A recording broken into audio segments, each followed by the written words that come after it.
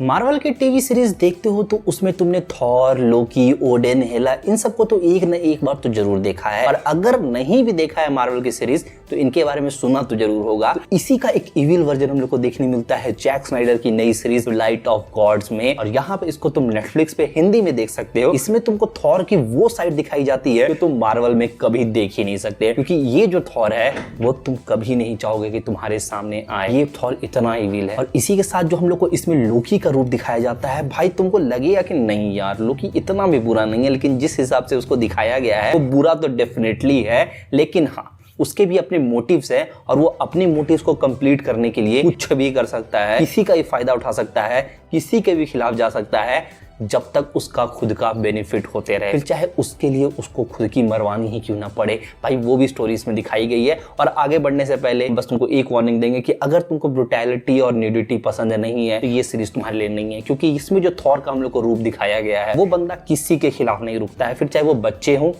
बूढ़े हों, फीमेल्स हों, कोई भी आ जाए उसके सामने वो नहीं छोड़ता। और क्योंकि ये देखने के बाद अगर तुम्हारा थॉर फेवरेट कैरेक्टर था तो वो फेवरेट से अनफेवरेट हो जाएगा, क्योंकि ऐसी स्टोरीज हैं नॉर्स माइथोलॉजी में थॉर के खिलाफ। ऐसा हम कहीं सुने तो हैं किसी वीडियो में। अब उस पर ज्यादा बात नहीं करेंगे, आते हैं अपनी सीरीज पे। अब आगे बढ़ने से पहले थोड़ा सा बेसिक स्टोरी बताना पड़े विदाउट ज्यादा स्पॉइल किए। तो ये स्टोरी स्टार्ट होती है जब सीक्रेट नाम की एक हाफ जायंट अपने हस्बैंड के साथ अपने होम टाउन आई होती है, जहाँ पर उसकी शादी होने वाली होती है। शादी वाले दिन वहां पर आ जाता है थॉर। जहाँ पे जब जायंट्स देखते हैं कि थॉर वहां पर आया है तो उनको एकदम अच्छा नहीं लगता है, क्योंकि ऐसा कुछ ट्रीटी हुआ था कि गॉड्स वहां पे नहीं आएंगे और उनका आना यहाँ पे अलाउड नहीं है जायंट्स के लैंड पे। जहाँ पर ये सुनते ही थॉर भाई बहुत ज्यादा गुस्सा आ जाता है। जहाँ पर थॉर का ये वाला जो वर्जन है वो तुमको मैक्सिमम टाइम गुस्से में ही देखने मिलेगा। जहाँ पे इसका जो रीजन है वो हम लोग को आगे जाके थोड़ा बहुत एक्सप्लेन किया है। जब ये सुनता है पूरे जायंट्स की कम्युनिटी को ही खत्म कर देता है जो उस आइलैंड पे रह रहे थे। बाल्डर की वजह से वो लड़की बच पाती है, और सिर्फ उसकी वजह से नहीं,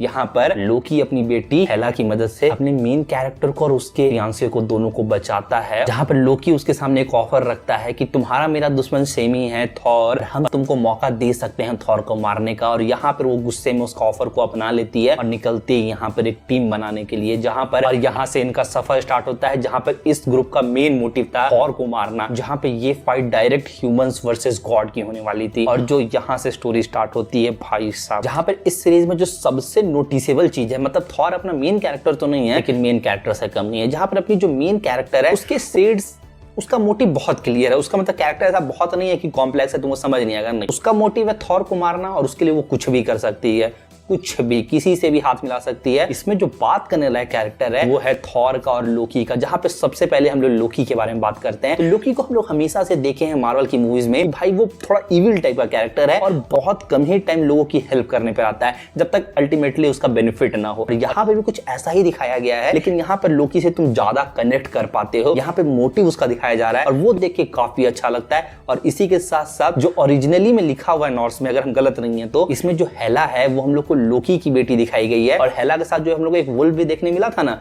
रैग्नारॉक में, हाँ वो भी लोकी का ही बेटा है। और इसी के साथ साथ जो एक सरपेंट है, तो अगर तुमने मार्वल की कॉमिक्स या सीरीज देखी है तो उसमें एक प्रोफेसी है कि थॉर को मारने वाला एक सरपेंट ही होगा, और वो सरपेंट कोई और नहीं, वो भी लोकी की ही बेटी रहती है। और यहाँ पे अगर तुम थोड़ा बहुत समझ रहे हो अगर मेरी बातों से, तो तुम समझ चुके हो कि लोकी किससे किसको बचाना चाहता है। वो अपने फैमिली को बचाना है और उसके लिए उसको थॉर को मारना पड़ेगा। लेकिन यहाँ पर अगर वो थॉर को खुद ही मार देगा तो इससे कुछ चेंज नहीं होगा। लोकी चीजों को आसानी से करने में बिलीव नहीं करता है। जो चीज मुश्किल से किया जाए उसको आसानी से क्यों करे।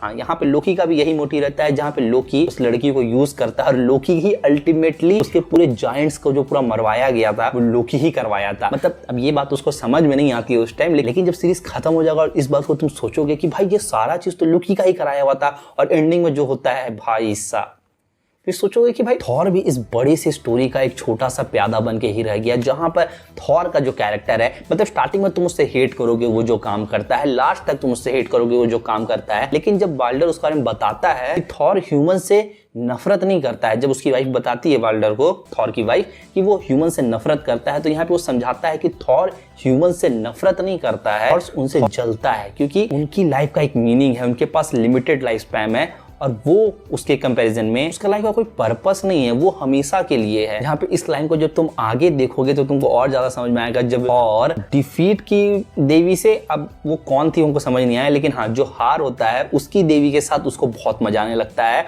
और यहाँ हम लोग समझ में आता है कि थॉर इतना ज्यादा ओवर पावर्ड है, उसको कोई हरा ही नहीं पा रहा है। और थॉर क्या ही करेगा बताओ। बारिश किसको पसंद आती है? एक्सेस बारिश, एक्सेस ठंडर किसको पसंद है? किसी को नहीं पसंद है। तो थॉर को कुछ तो चाहिए अपने लाइफ में। वो इतना स्ट्रांग हो चुका है कि उसको हराने वाला भी कोई नहीं है। और फिर यहीं पे एंट्री होती है ओडिन की, और भाई ओडिन का जो कैमियो होता है यहाँ पे, अब मतलब कैमियो यहाँ पे बहुत तगड़ा है जो ओडिन के सामने होता है। और वो चीज तुम देख के सोचोगे कि भाई साहब ये दिखा दिया, मतलब कितना ज्यादा ये लोग का बस बूता है कि ये भी दिखा दिया यहाँ पे। जिसमें हम तुमको बस एक ही चीज रिकमेंड करेंगे कि इस सीरीज को मिस मत करना, जहाँ पे बस तुमको अगर ब्रुटैलिटी और न्यूडिटी से कोई फर्क नहीं पड़ता है तो ये एक मस्ट वॉच है, आराम से देखो।